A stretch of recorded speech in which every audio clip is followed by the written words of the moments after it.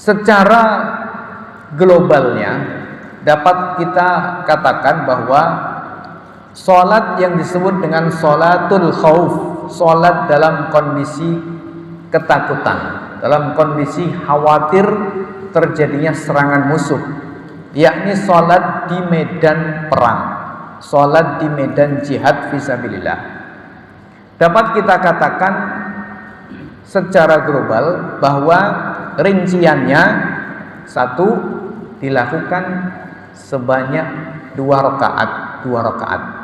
Jadi maknanya dilakukan dengan cara dikosor. Sholat duhur menjadi 2 rakaat, sholat asar 2 rakaat, sholat isya misalnya juga 2 rakaat. Assalamualaikum warahmatullahi wabarakatuh.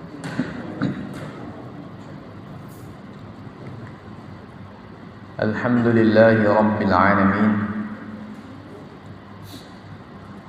wa bihi nasta'inu ala umuri dunya waddin,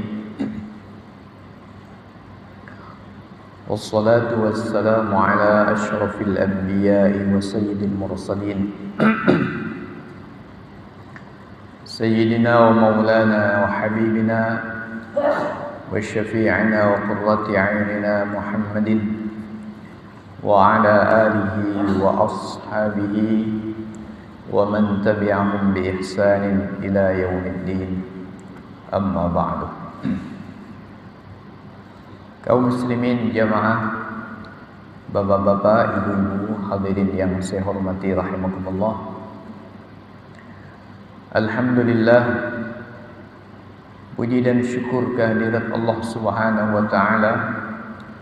Malam hari ini kita kembali diperkenankan oleh Allah, diberikan kesempatan dan diberikan kesehatan serta diberikan kekuatan sehingga malam hari ini kita kembali bisa bersama-sama mengkaji ayat-ayat Allah Subhanahu wa taala, mengkaji tafsir Al-Qur'an Al-Karim. Malam hari ini kita masuk pada ayat yang ke-102 dari Quran surat An-Nisa.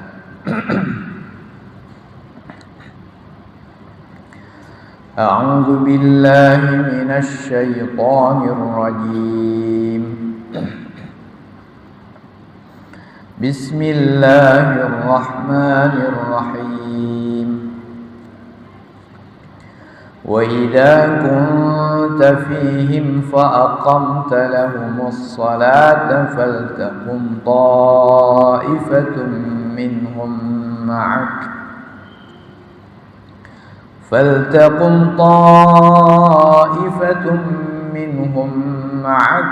وليأخذوا أسلحتهم فإذا سجدوا فليكونوا من ورائكم ولتأت طائفة أخرى لم يصلوا فليصلوا معك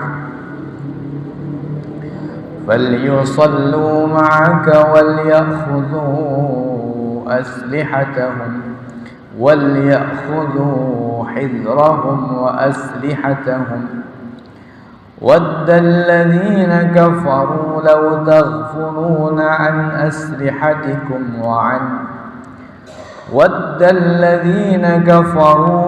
تغفلون عن أسلحتكم وأمتعتكم فيميلون عليكم ميلة واحدة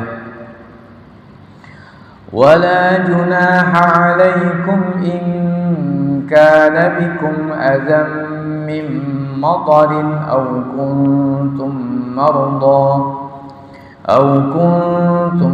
مرضى أن تضعوا أسلحتكم وخذوا حذركم إن الله أعد للكافرين عذابا مهينا. اللهم ارحمنا بالقرآن. Kaum muslimin jamaah, Bapak Ibu yang saya hormati rahimakumullah.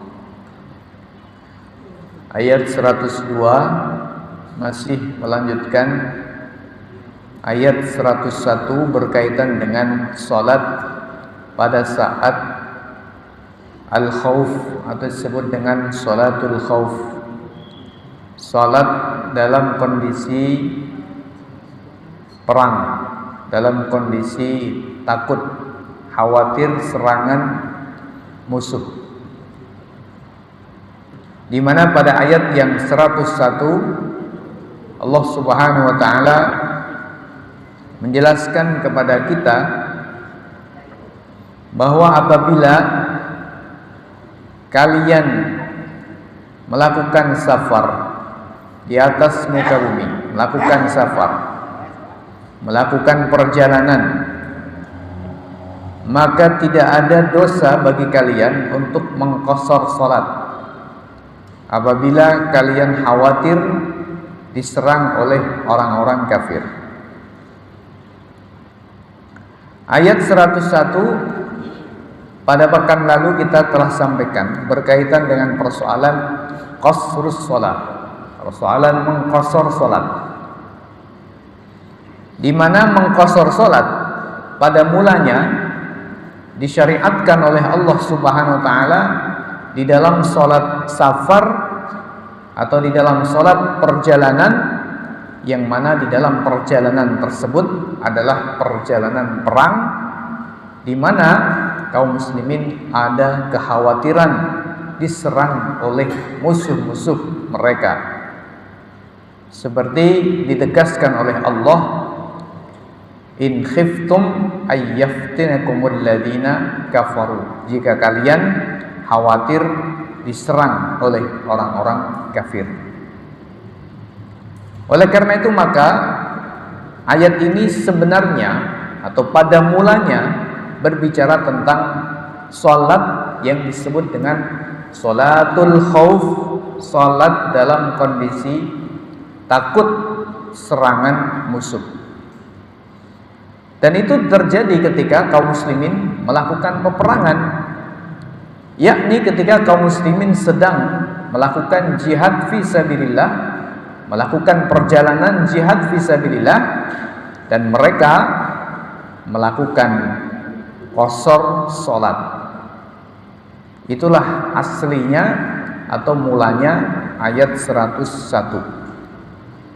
Akan tetapi seperti yang pada pekan lalu kita sampaikan bahwa melakukan qashar salat kemudian oleh Allah Subhanahu wa taala tidak dikhususkan hanya dalam perjalanan atau dalam safar yang dikhawatirkan serangan musuh. Tapi dalam safar yang aman, perjalanan yang aman sekalipun, tetap dibolehkan untuk melakukan qashar salat dengan ketetapan-ketetapan dan syarat-syarat yang pada pekan lalu sudah kita sampaikan secara globalnya. Kaum muslimin jamaah, Bapak Ibu yang saya hormati rahimakumullah. Nah, pada ayat yang 102 ini Allah Subhanahu wa taala memberikan penjelasan tentang tata cara salat qashar, yakni salat 2 rakaat yang dilakukan pada saat khauf, pada saat khawatir terjadinya serangan musuh. Jadi bukan salat qashar biasa seperti dalam perjalanan-perjalanan kita yang tidak ada kekhawatiran terjadinya serangan dari pihak musuh karena tidak sedang berperang. Tetapi ayat 102 ini bicara tentang tata cara sholat qashar di saat kondisinya ada kekhawatiran serangan musuh. Oleh karena itu maka sekali lagi ayat 101 dan ayat 102 ini bicara tentang sholatul khauf, yakni sholat yang dilakukan pada saat terjadinya kekhawatiran serangan musuh. Nah, di dalam ayat 102 Allah Subhanahu wa taala katakan, wa idza kunta fihim, dan jika engkau wahai Rasul Muhammad sallallahu alaihi wasallam berada di tengah-tengah mereka. Jika engkau wahai Rasulullah berada di tengah-tengah mereka, maknanya bersama dengan para sahabat engkau wahai Rasul melakukan perjalanan jihad fisabilillah, fa aqamta lahumus salata, lalu engkau mendirikan salat untuk mereka, maknanya engkau mengimami salat pada mereka, faltakum ta'ifatum minhum ma'aka, maka hendaklah berdiri salat sekelompok dari mereka bersama engkau wahai Rasul, wal ya'khudhu aslihatahum, dan hendaklah mereka tetap membawa senjata mereka. Fa idza sajadu, maka jika mereka telah sujud, falyakunu min waraikum, maka hendaklah mereka mundur di belakang kalian. Wal ta'ti ta'ifatun ukhra, dan hendaklah datang kelompok kaum muslimin atau pasukan yang lain, lam yusallu, yang mereka belum salat, falyusallu ma'aka, maka hendaklah mereka salat bersamamu wahai Rasul, wal ya'khudhu hidrahum wa aslihatahum, dan hendaklah mereka selalu mengambil kewaspadaan mereka dan senjata mereka. Waddal ladzina kafaru, orang-orang kafir menginginkan, lau taghfuruna an aslihatikum, jika kalian melupakan senjata kalian, wa amtiatikum, dan peralatan-peralatan atau perkakas-perkakas kalian, fayamiluna alaikum mailatan wahidah, maka mereka akan menyerang kalian dengan satu serangan.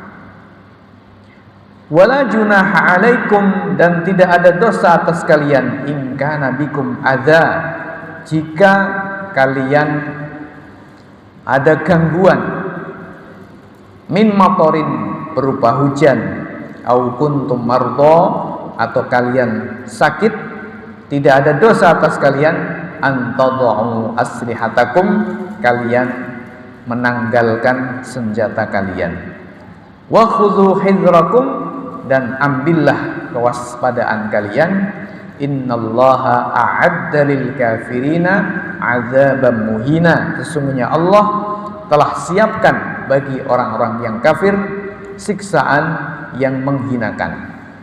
Kaum muslimin jamaah Bapak Ibu yang saya hormati rahimakumullah, secara globalnya dapat kita katakan bahwa salat yang disebut dengan salatul khauf, salat dalam kondisi ketakutan, dalam kondisi khawatir terjadinya serangan musuh, yakni salat di medan perang, salat di medan jihad fisabilillah, dapat kita katakan secara global bahwa rinciannya, satu, dilakukan sebanyak 2 rakaat. Jadi maknanya dilakukan dengan cara dikosor. Salat zuhur menjadi 2 rakaat, salat asar 2 rakaat, salat isya misalnya juga 2 rakaat. Nah, kaum muslimin jamaah Bapak Ibu yang saya hormati rahmatullah, lalu bagaimana tata cara berjamaahnya? Di dalam ayat ini Allah Subhanahu wa taala menyinggung tentang tata cara berjamaah di dalam sholat qasar yang dilakukan pada saat kondisi khawatir terjadinya serangan musuh, yakni di medan jihad atau di medan perang. Allah Subhanahu wa taala menjelaskan seperti yang tadi sudah kita baca, sudah kita dengarkan bersama. Nah, secara lebih rincinya bisa kita baca di dalam hadis-hadis Nabi Shallallahu Alaihi Wasallam, dan kita baca di dalam penjelasan-penjelasan para ulama. Sebagai sebuah penjelasan rincinya, misalnya di dalam madhab Syafi'i dikatakan bahwa sholat yang disebut dengan sholatul khauf ini memiliki 2 rincian, memiliki 2 keadaan. Yang pertama, tentu ini bayangannya perang di zaman dahulu, perang pada saat senjata tidak seperti saat ini, perang pada saat persenjataan tidak secanggih seperti sekarang. Nah, di dalam mazhab Syafi'i misalnya, dan ini juga di dalam mazhab-mazhab yang lain, dikatakan bahwa ketika musuh berada di arah kiblat, musuh berada di arah kiblat, maka pemimpin perang atau qaid al-qaid, ya, pemimpin perang dalam hal ini bisa saja adalah secara langsung kepala negaranya, seperti dulu Rasulullah SAW secara langsung memimpin perang. Bisa juga bukan secara langsung kepala negaranya, tetapi adalah pemimpin militernya, pemimpin militer tertingginya, atau mungkin di bawahnya lagi. Intinya adalah pemimpin perang yang terjadi pada saat itu membagi kaum muslimin atau membagi tentara menjadi dua sof atau dua bagian. Bukan berarti cuma dua sof, tetapi dibagi menjadi dua golongan atau dua bagian. Golongan yang pertama berada di belakang imam, mungkin 1, 2, 3, 4 misalnya. Kemudian golongan kedua adalah 5, 6, 7, 8. Misalnya seperti itu, dibagi menjadi dua. Tata cara sholatnya adalah ketika imam melakukan sholat, melakukan takbiratul ihram, Allahu Akbar, maka semua jamaah, yakni semua tentara juga melakukan takbiratul ihram secara serempak, Allahu Akbar. Ketika kemudian imam melakukan rukuk, Allahu Akbar, imamnya rukuk, maka sof yang bagian pertama atau kelompok bagian pertama, tadi saya contohkan sof 1, 2, 3, 4 misalnya, ikut rukuk. Sementara sof 5, 6, 7, 8 tetap dalam posisi berdiri, tidak ikut rukuk. Lalu kemudian ketika imam bangkit dari rukuk, sami Allahu liman hamidah, maka golongan yang pertama tadi ikut bangun dari rukuk, sami Allahu liman hamidah. Kemudian gantian makmum yang berada di bagian kedua alias sof ke-5, ke-6, ke-7 dan ke-8 misalnya, maka baru menyusul melakukan rukuk. Nah, ketika kemudian selesai rukuk, sami Allahu liman hamidah, golongan yang kedua, sof ke-5, ke-6, ke-7, ke-8 sudah kembali berdiri tegak melakukan i'tidal, maka sof yang depan, yakni 1, 2, 3 dan 4 melakukan sujud bersama dengan imam. Sementara golongan kedua alias sof 5, 6, 7, 8 masih tetap posisi berdiri. Sampai kemudian imam sujud, imam duduk, lalu sujud lagi, kemudian berdiri bersama dengan sof yang pertama, yakni 1, 2, 3 dan 4. Maka baru untuk sof kedua, yakni 5, 6, 7 dan 8 baru menyusul melakukan sujud, kemudian duduk, kemudian sujud lagi, kemudian berdiri lagi bersama dengan imam. Begitu di rakaat kedua dilakukan yang sama. Sehingga maknanya secara globalnya imam membagi pasukan menjadi dua kelompok. Kelompok pertama sujud bareng dengan imam, rukuk dan sujud bareng dengan imam. Sedangkan kelompok kedua sujudnya dan rukuknya tidak bareng dengan imam, menyusul dalam rangka saling menjaga jangan-jangan ada serangan musuh dari depan. Tadi dikatakan bahwa jika musuhnya dari arah kiblat atau dari arah di mana sholat kita menghadap. Sehingga berarti dalam praktek yang pertama ini takbiratul ihramnya semuanya bareng dan salamnya juga semuanya bareng. Hanya saja rukuknya dan sujudnya tidak bareng. Ini kondisi yang pertama. Kondisi yang kedua, musuh berada di luar arah kiblat. Mungkin kalau umpamanya di kita ini di Indonesia itu musuhnya berada di sebelah timur atau berada di sebelah utara atau berada di sebelah selatan, umpamanya seperti itu. Nah, maka tata cara sholatnya seperti disebut di dalam ayat ini dan ditegaskan di dalam hadis riwayat Imam Malik di dalam kitab Al-Muwatta. Bagaimana caranya? Imam pemimpin membagi pasukan menjadi dua bagian. Bagian pertama, sholat bersama dengan imam, takbir bersama dengan imam, Allahu Akbar bareng dengan imam. Ketika imam ruku, dia ikut ruku.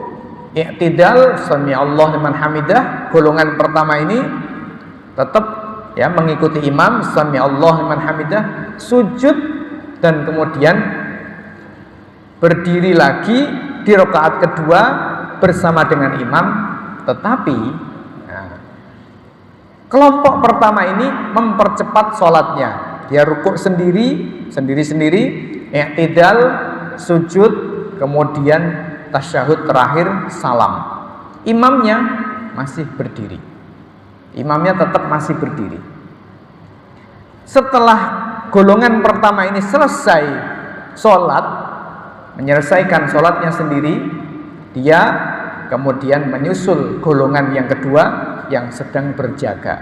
Golongan kedua kemudian datang bermakmum kepada imam yang sedang berdiri sendiri. Berdiri di belakangnya, takbiratul ihram, kemudian imamnya rukuk, maka makmumnya ikut rukuk, kemudian imamnya i'tidal, sami Allah liman hamidah, ikut i'tidal, kemudian imamnya sujud, begitu ikut sujud sampai ketika imamnya duduk tasyahud terakhir, Allahu Akbar, imamnya at-tahiyyatulillah dan seterusnya. Makmumnya ini berdiri karena dia baru dapat satu rakaat, berdiri lalu membaca Fatihah, kemudian rukuk, kemudian i'tidal, kemudian sujud, kemudian duduk, kemudian sujud, kemudian duduk, ikut tasyahud. Imamnya masih tetap menunggu makmumnya selesai membaca tasyahud.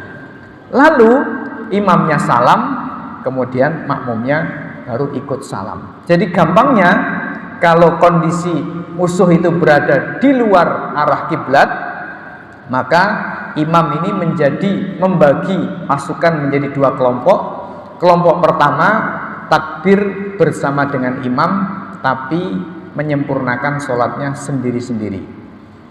Sedangkan kelompok kedua takbir menyusul imam yang sedang berada di rakaat kedua, lalu kemudian dia menyempurnakan sholatnya sendiri untuk mengejar imam yang sedang tasyahud akhir, dan kemudian imam salam bersama dengan kelompok yang kedua. Jadi gampangnya berarti imam takbir bersama kelompok pertama dan salam bersama dengan kelompok kedua. Ini caranya seperti tersirat di dalam ayat-ayat yang tadi kita baca. Kaum muslimin jamaah, Bapak Ibu yang saya hormati rahimakumullah. Ini adalah salat yang disebut dengan salatul khauf, salat dalam kondisi khawatir diserang oleh musuh. Nah, dari sini kaum muslimin jamaah, Bapak Ibu yang saya hormati rahimakumullah, kita bisa mengambil pelajaran bahwa dalam kondisi apapun Allah Subhanahu wa taala senantiasa memerintahkan kaum muslimin untuk melakukan sholat berjamaah. Tetapi di saat yang sama Allah Subhanahu wa taala tetap memerintahkan untuk waspada. Jadi tetap diperintahkan untuk sholat berjamaah, tapi di saat yang sama Allah juga tetap perintahkan untuk waspada. Maka sampai kemudian disyariatkan oleh Allah tata cara sholat yang aneh tadi. Apakah dengan model tadi secara bergantian, rukuk sujudnya ya takbirnya bareng, takbiratul ihramnya bareng, salamnya bareng, tapi rukuk dan sujudnya bergantian? Ataukah dengan cara takbiratul ihram yang tidak bareng dan salamnya juga tidak bareng? Ini semua menggambarkan bahwa Allah Subhanahu wa taala memerintahkan agar senantiasa kaum muslimin itu menjaga sholat dengan tetap berjamaah. Bahkan dalam kondisi perang pun tetap diperintahkan untuk menunaikan sholat berjamaah. Di sisi yang lain, Allah Subhanahu wa taala mengajarkan bahwa pelaksanaan sholat, kekhusyuan di dalam sholat tidak menghalangi untuk tetap senantiasa waspada terhadap musuh-musuh Islam, terhadap musuh-musuh yang mungkin akan menyerang. Dari sini kaum muslimin jamaah, Bapak Ibu yang saya hormati rahimakumullah, kita bisa mengambil pelajaran yang sangat penting sekali, yaitu apa? Bahwa al-Islam dinun fihi shalah wa dinun fihil jihad. Islam ini adalah agama yang di dalamnya ada ajaran salat dan juga di dalamnya ada ajaran jihad. Dinun fihi shalah, fihi zakah, wa fihi siyasah. Islam ini adalah agama yang di dalamnya ada ajaran salat, ada ajaran zakat, wa fihi siyasah, dan ada ajaran tentang bagaimana berpolitik. Dinun fihi shalah, waz zakah, was siyam.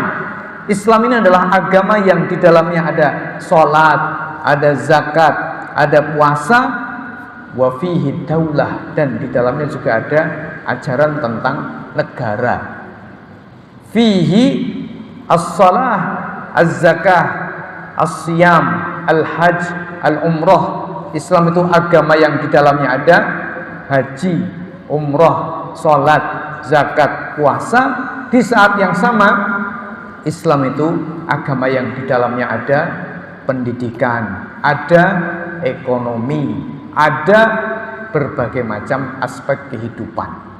Jadi semua ayat-ayat Quran seperti yang sudah sering kita sampaikan menunjukkan bahwa kaum muslimin itu tidak sah untuk mengambil Islam sebagian dan meninggalkan sebagian yang lain. Islam itu satu kesatuan. Sebagaimana kita wajib sholat, kita juga wajib zakat, kita juga diwajibkan oleh Allah haji, kita juga diwajibkan Allah berumrah. Itu semua syariat Allah wajib kita terima. Sebagaimana Allah juga mewajibkan kita untuk berhukum dengan hukum Islam, memutuskan berbagai macam perkara dengan hukum Islam. Ada orang berzina dihukum dengan cara Islam, ada orang minum khamr dihukum dengan cara Islam, ada orang mencuri dihukum dengan cara Islam, menegakkan negara dengan caranya Islam, menegakkan masyarakat dengan caranya Islam, melakukan kehidupan bermasyarakat dengan caranya Islam, berkeluarga dengan caranya Islam, menyelenggarakan pendidikan juga dengan caranya Islam. Begitu semua diajarkan oleh Allah Subhanahu wa taala. Sehingga maknanya Islam ini tidak kenal dan tidak menerima yang disebut dengan sekulerisme, alias memisahkan agama dari kehidupan. Sehingga Islam tidak kenal bahwa agama itu sifatnya privasi antara hubungan manusia dengan Tuhannya saja. Enggak, Islam tidak seperti itu. Islam itu yang mengatur aturan yang berkaitan dengan bagaimana kita beribadah kepada Allah Tuhan kita, tapi juga mengatur bagaimana kita berhubungan dengan tetangga kita, berhubungan dengan saudara kita, berhubungan dengan orang lain, berhubungan dengan musuh kita, mengatur bagaimana kita berbisnis, kita berdagang, dan kita mencari kekayaan, itu diatur oleh Islam. Bagaimana kita bernegara dan berpolitik juga diatur oleh Islam. Maka Islam tidak membuka celah adanya yang kita sebut dengan sekularisme atau memisahkan agama dari kehidupan. Ini bisa kita baca dari semua ayat-ayat Quran. Bisa kita lihat di dalam Quran kita. Ya, kita buka ayat-ayat Allah Subhanahu wa taala, maka kita akan menjumpai bahwa tidak ada satupun ayat yang membolehkan kita untuk meninggalkan satu hukum Allah, kita ganti dengan hukum yang lain. Kita diperintahkan oleh Allah untuk mengambil semua ajaran Islam.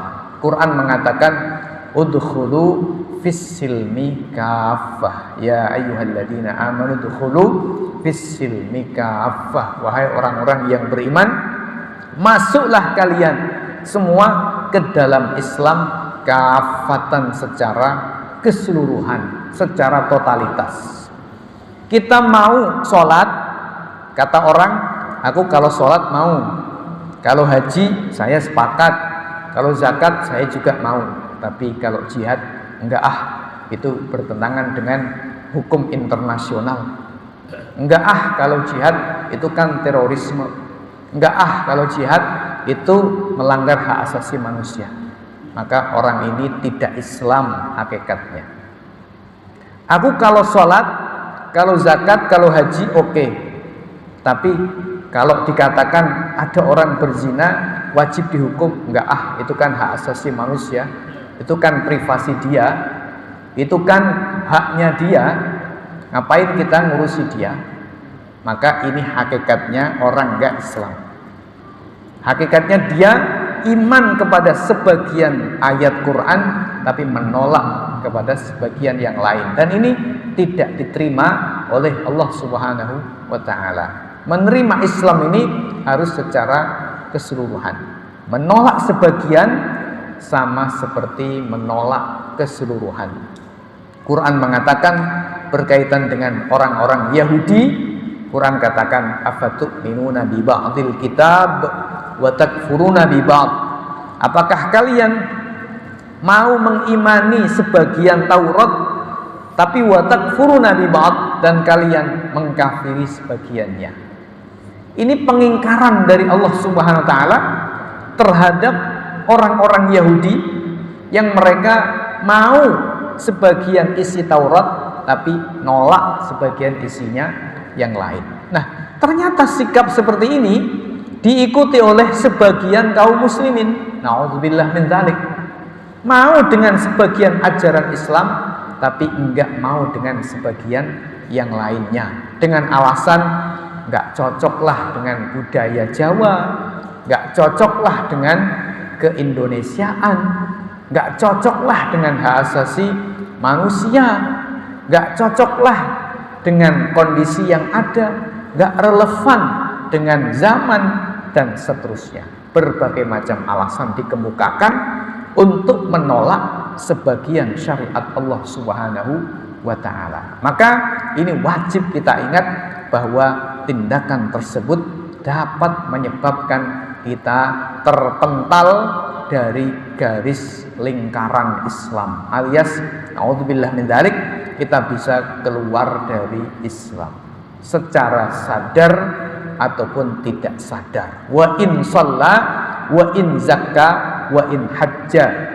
Sekalipun orang itu zahirnya sholat, zahirnya haji, zahirnya zakat, tapi kalau di dalam hatinya ada penolakan terhadap salah satu dari syariat Allah, maka tetap dia dinyatakan berada di luar garis Islam. Nauzubillah min dzalik. Kaum muslimin jamaah, Bapak Ibu yang saya hormati rahimakumullah. Jadi kembali ke ayat tadi, ayat ini memberikan pelajaran kepada kita bahwa dalam kondisi semacam dalam peperangan sekalipun Allah tetap mensyariatkan sholat berjamaah, namun dengan cara yang unik, di saat yang sama memberikan pelajaran bahwa di saat Islam mengajarkan sholat, Islam juga mengajarkan bagaimana jihad itu dilakukan, bagaimana kehidupan itu dilaksanakan. Kaum muslimin jamaah, Bapak Ibu yang saya hormati rahimakumullah. Waddal ladzina kafaru law taghfuruna an aslihatikum wa amti'atikum fayamiluna 'alaikum mailatan wahidah.